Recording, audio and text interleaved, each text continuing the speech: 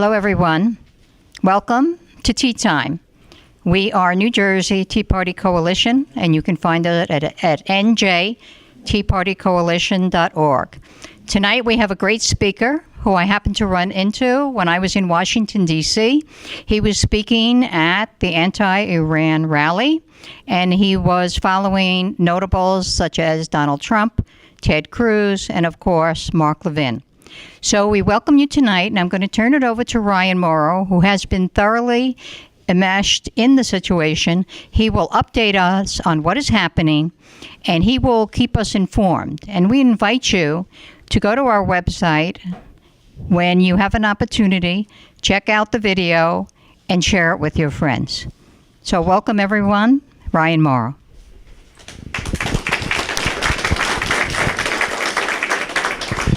Thank you, everyone, for coming out. My name is Ryan Mauro, and I'm the National Security Analyst for the Clarion Project. Our website is clarionproject.org. We're passing around the newsletter sign-up sheet so you can get our emails once or twice a week, so you can get my analysis that way. We have each of our DVDs in the back, Obsession, The Third Jihad, Iranium, and our most recent one, Honor Diaries, and I'll talk about them a bit later.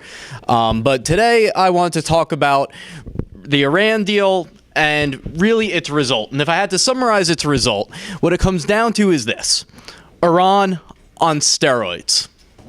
And the position that my opposition to the deal comes from is contrary to how it's been characterized by the supporters of the deal and by the Iranian regime itself. They make it sound as if we want a war, as if we oppose peace. Actually, what I would argue is that opposing this deal is the most anti-war position, pro-peace position that actually has credibility that you can have.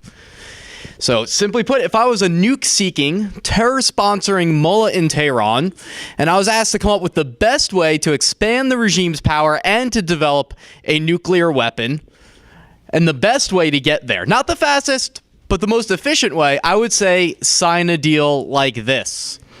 There's one way you can go after a nuclear weapon, which is where you assemble one as quickly as possible, like North Korea did, and then you work on the next. Or there's a smarter way to do it. You can do it the way that the Iranians are doing it. So that one day you flick on the lights, and then you start manufacturing an arsenal. And you're in a position of strength when that happens. And the international community has very little time to react. So President Obama recently accused opponents of the deal of siding with the Iranian hardliners within the regime, who also opposed the deal and shout death to America. But what he left out is, and he knows this, is that the Iranian regime's supporters of the deal also shout death to America. That was straight up deceptive. And I encourage everyone, when you go home, I'm a big fan of smoking gun evidence, having 1, 2, or 3 pieces of evidence that you can memorize or write down somewhere, and you can show it to someone and make your case very quickly. And here's a good example of that. You can look up a quote by former President Rafsanjani of Iran. He's known as one of these moderates who supports the deal. And here's what he said in 2001. This is an exact quote. "If one day the Islamic world is also equipped with weapons like those that Israel possesses now, nukes, then the imperialist strategy will reach a standstill, because the use of even one nuclear bomb inside Israel will destroy everything. However, it will only harm the Islamic world." Now, some of you may have heard this quote before, probably very few, but some of you may have, but it often ends right there. But the next sentence is just as important to include. "It is not irrational to contemplate such an eventuality." You see, so if you're talking to someone who is cynical, who supports a deal, they'd say, well, he's talking theoretically. It's true. If the Islamic world used a nuke, it would destroy Israel, and then Israel would retaliate, and the Islamic world would still remain, albeit with a lot of damage. But what the former Iranian president, the moderate, says is that this is a realistic scenario. He talks about it as if it's a positive thing, an option that could be exercised in the future. And he supports the nuclear deal. Now, there's 2 debates going on right now about the deal today. One is whether the deal should be supported or not. And the second debate is among those who oppose it. And of those who oppose it, there's one side that says scrap it as soon as possible. And the other side says we will police it. If the Iranians violate it, we'll be real tough and we'll kick them out and we'll end the deal then. And the reason that doesn't work is because it misses a very important point.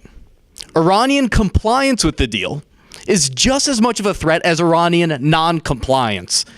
In fact, if I was the regime, I would comply with this deal for a very long time because it doesn't require me to scrap my nuclear equipment. I have to get rid of some uranium. I can get more later. I have to unplug some centrifuges. I can plug them back in later. Nothing is permanently disarmed. And so if you're content with the deal, if Iran complies with it, then you're allowing Iran to lure you like a rat into a mousetrap. Now, this deal, even if Iran complies, like I said, it preserves the capacity to develop a nuclear weapon, but it also minimizes our ability to stop them in the future if and when the decision is made to actually assemble a nuclear arsenal as opposed to have the ability to quickly produce one, which is a really minor difference. And most importantly of all, it potentially saves and revitalizes the Islamic revolution of the Iranian regime. Because the fundamental problem here isn't the nuclear weapon per se, it's the regime in possession of it and the ideology that they export. So if you have a deal that even if it did stop Iran from getting a nuclear weapon, if you dramatically expand that ideology that drives them, then what good did you really do? What did you really accomplish? One argument for the deal that we often hear is that the U.S. can always exercise the military option later, and the snapback sanctions will kick in later if we need to. So why not try it? Give it a shot. Maybe the Iranians will go along with it, and if they don't go along with it, well, then we can crack down on them. So give it a shot. On the contrary, this deal does not disarm Iran, but it does disarm someone. Us. Iran's enemies. And here's how. At this very moment, Russia is preparing to send 4 advanced air defense systems called the S-300 by the end of this year to Iran. These systems have been described by experts as game changers, particularly for the Israelis, because their air capabilities are not up to par with ours. And even for the American Air Force, it would raise casualties and raise the risk. In addition, Russia is preparing to sell them advanced combat jets. This is all allowed under the deal. What Russia said is that because of the initial interim deal before the latest final one, that the ban on selling these weapons to Iran is now void, and so they can begin arming them up. And these systems will be used to protect the Iranian nuclear sites. And these systems are not prevented by the deal. I've always said, if there's an air defense system for the nuclear sites, it should be covered by a nuclear deal. It should be viewed as one entity. Now, is it possible that the U.S. and Israel can overcome these systems? Sure. But what Iran understands is not about whether we can overcome them. It's a political decision. It's about cost benefit. It's one thing for a political leader to launch an airstrike that's not going to have much repercussions. It's going to be highly successful. It's a whole nother thing if you're taking on an air defense system that's going to result in pilots possibly being killed or captured by your enemy. The risk becomes higher. And so the sites can still be attacked, but if the cost is too high, then Iran knows that the political leadership will not authorize it. So that's the objective of getting these systems that will be in arrival by the end of this year. And then whenever it goes operational, it really puts us in a tough position. Because now, especially the Israelis, think about the choice that this presents us with. We can strike before the systems go live. But then whoever does the strike, if it's the Israelis, gets blamed for the deal collapsing, not Iran. And if they strike before the systems go live, then Iran can say, under the Nuclear Non-Proliferation Treaty, we can withdraw and start developing nuclear weapons. We actually didn't want nukes, but now that you bombed us, we're going to build them. And you better believe the world will blame Israel in that case for Iran developing a nuclear weapon. So very, very smart strategy on the part of the Iranians. But then if you wait and you want to execute the military option, if it even remains on the table, the costs are dramatically higher. In addition, within 5 years or less, the UN arms embargo will be lifted. Iran will be permitted to begin modernizing its military, buying combat aircraft, large artillery systems, attack helicopters, warships, missiles, and related training and equipment and other weapons that would go on to the missiles and the warships. So again, that disarms the West of its military options in the future. One of the most effective ways of undermining the Iranian nuclear program has been covert operations. Did you notice that Iranian scientists aren't ending up dead in the streets anymore? those very convenient explosions that just so happened to occur at nuclear facilities, with the exception of one that just happened, but they stopped when the interim deal was struck. Someone decided to make those accidents stop happening. And now, under this deal, and this is actually in the deal what I'm about to tell you, the U.S. is required to provide Iran with training to prevent sabotage of its nuclear facilities. So whoever's trying to sabotage them, let's assume it's the Israelis, as they're trying to sabotage the Iranian nuclear facilities, they're going to be going up against defenses that we provided. You better believe that after that cyber attack, Stuxnet, that did a lot of damage to the Iranian centrifuges, that the Iranians said, we want to know how you did that and how to stop it. Otherwise, that wouldn't be in there. That's what they're thinking of. So the covert option is also undermined. Another tool, and this is a constitutional issue, is how state and local governments have divested from Iran.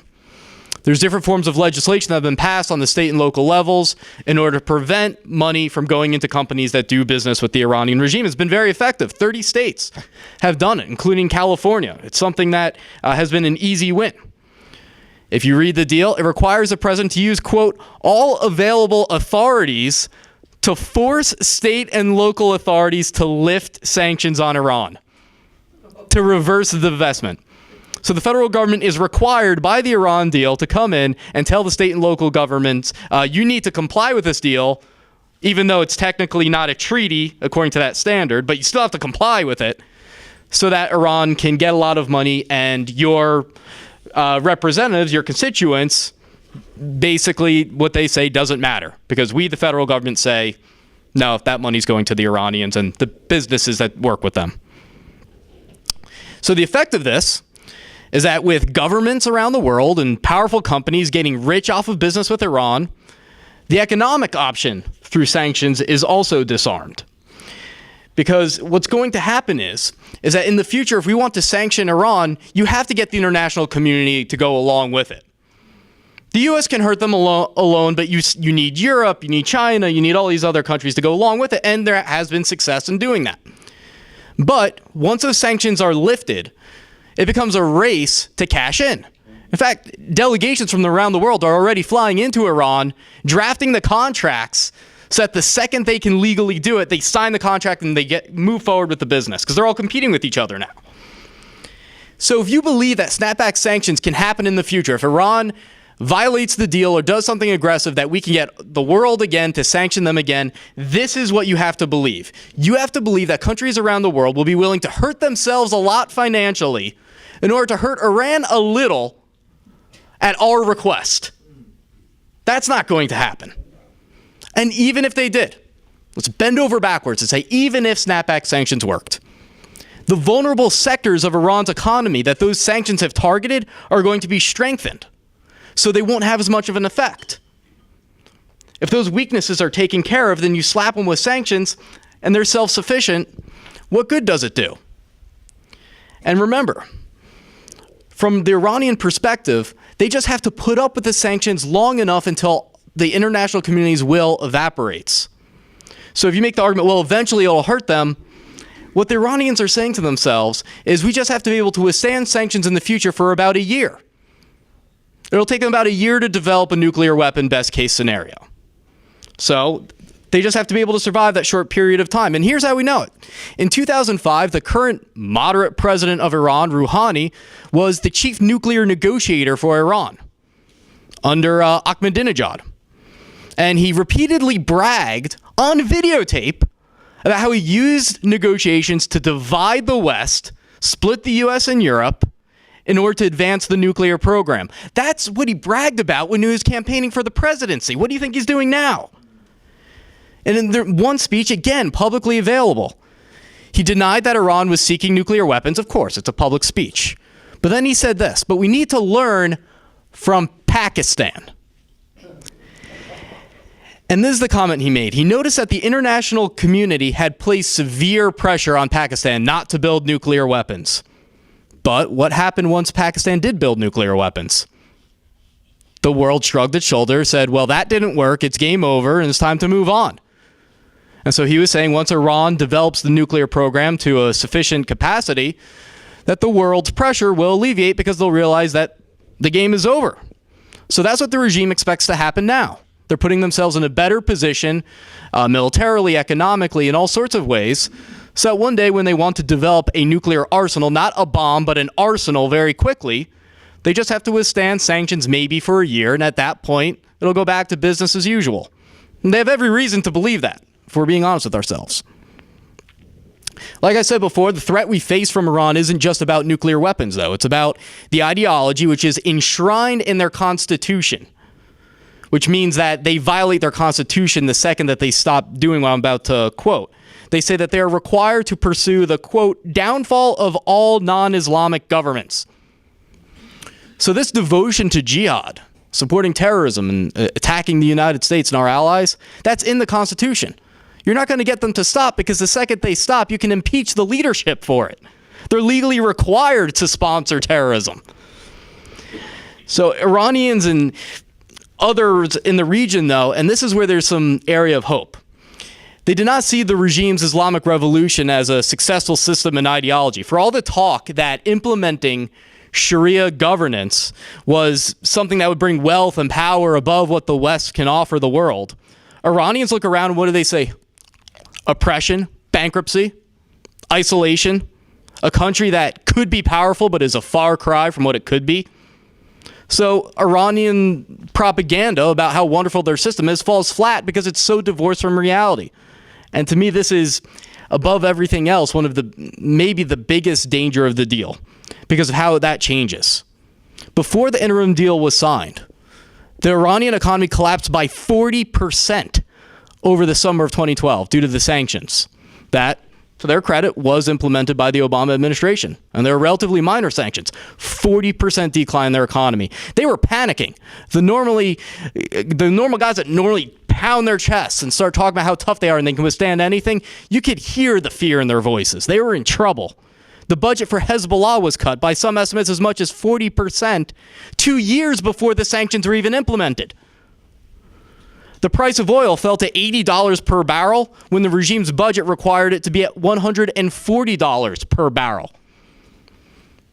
After the interim deal was signed, the first phase, the economy rebounded by 30% almost immediately.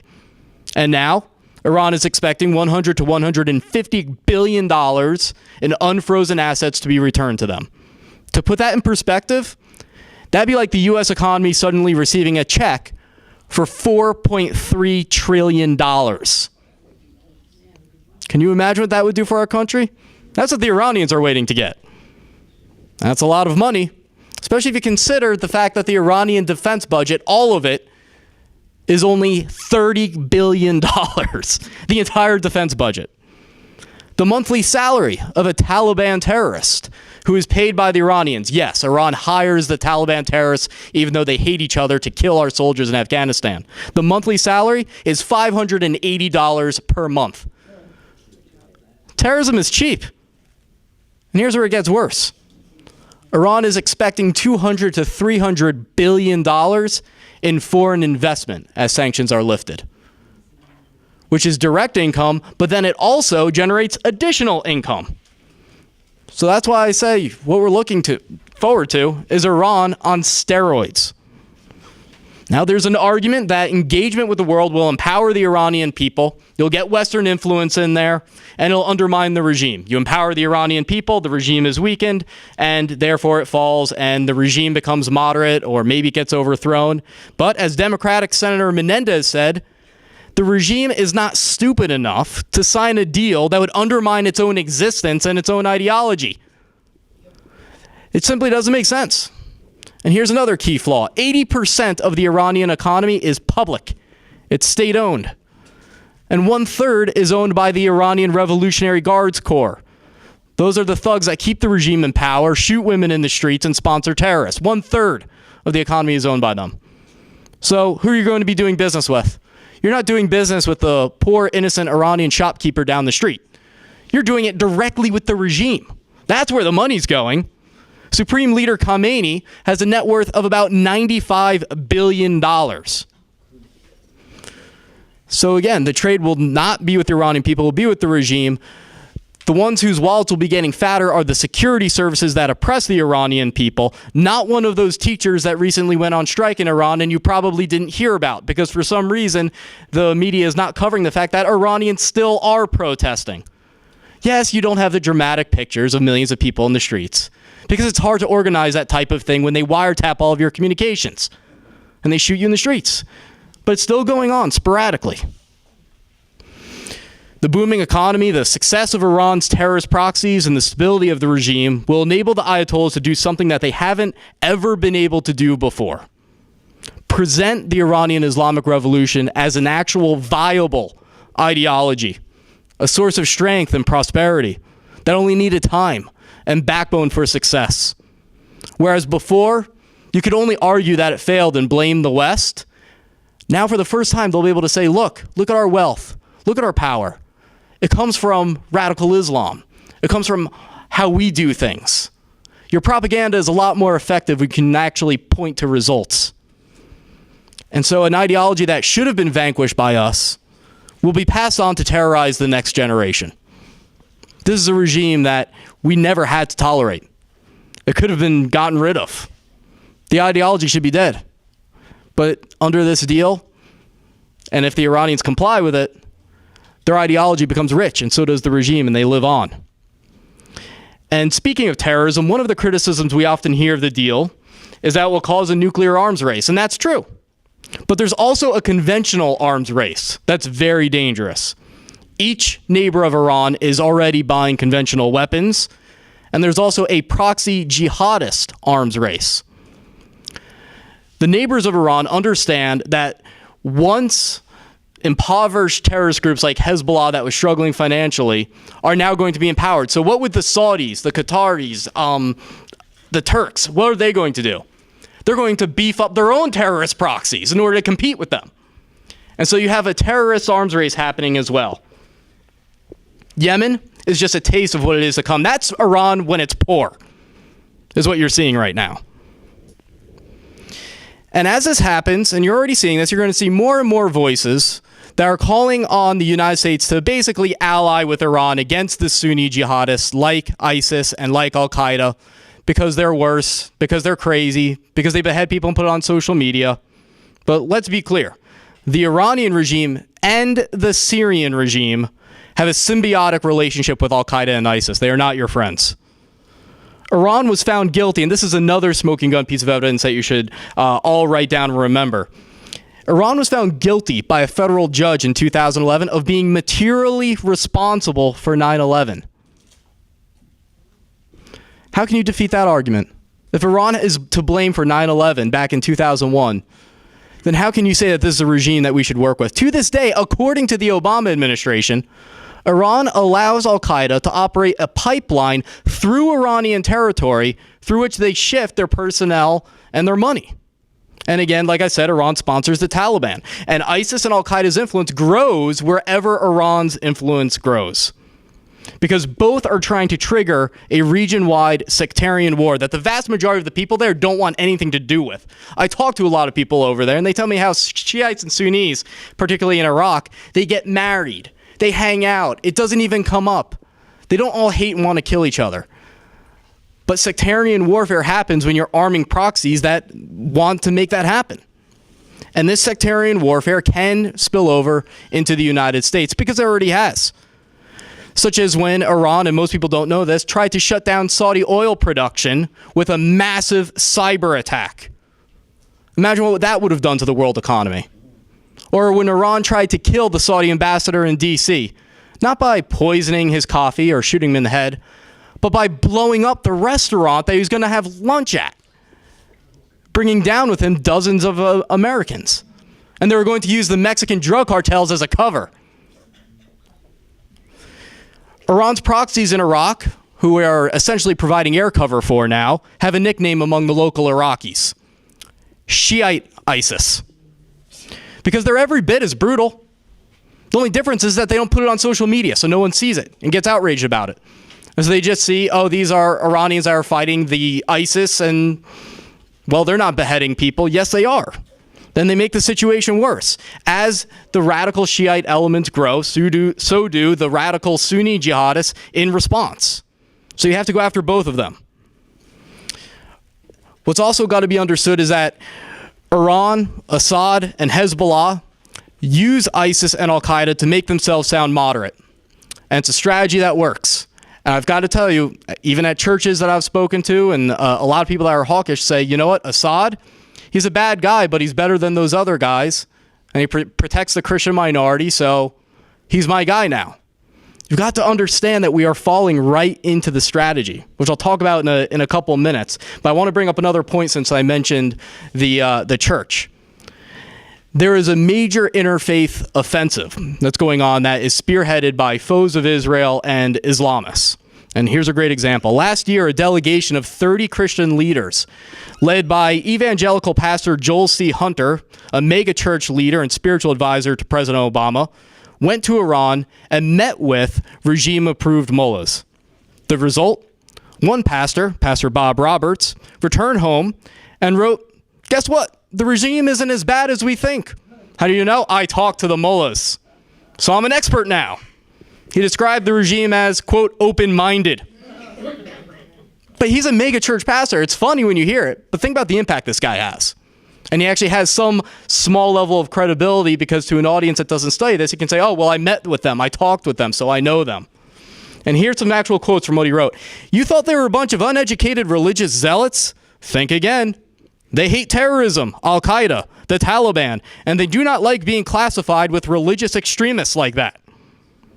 Another quote. "Iran has never showed aggression in trying to take over the nations surrounding her. That in itself should be paused to evaluate." When Pastor Hunter was asked whether he confronted the regime over its oppression of Christians, which the UN says is now at unprecedented heights, he replied, "We didn't go over there to confront people on certain issues." So why the hell did you go over there? Did you go over there just so that you could go and talk to the mullahs and come back and brag about how knowledgeable you are and how open-minded you are because you meet with the worst of the worst and you're able to develop a friendship? I don't get it.